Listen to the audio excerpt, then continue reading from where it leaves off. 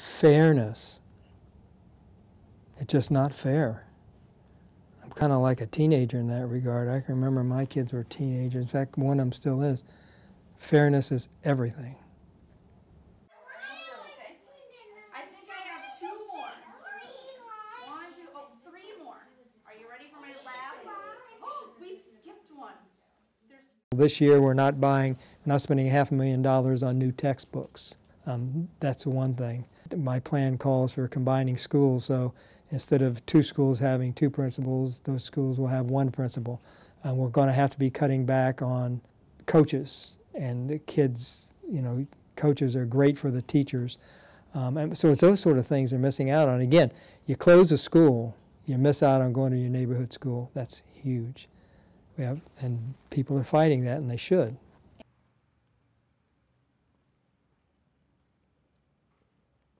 And I went to that forum, but we had about 20 of our students there, and they wore T-shirts that say, "We're worth less." And that hit me. There's the students out there leading the way, and knew the issues, and knew that it was not fair, and knew that they were getting less per student, so they were, by the states, how much they pay us, they're worth less per student, and they're out there doing that. So that was a Saturday. So I spent the weekend thinking about what to do, and it was the next Monday, and I came with my statement. Stated right out there, we can't take this anymore. I am going to spend in the next year an amount equal to $175 more per student. I'm not going to reduce. It was my greatest hope that people would realize the folly of the history of this disparity, that there would instantly be legislation. They would see this, there'd be legislation.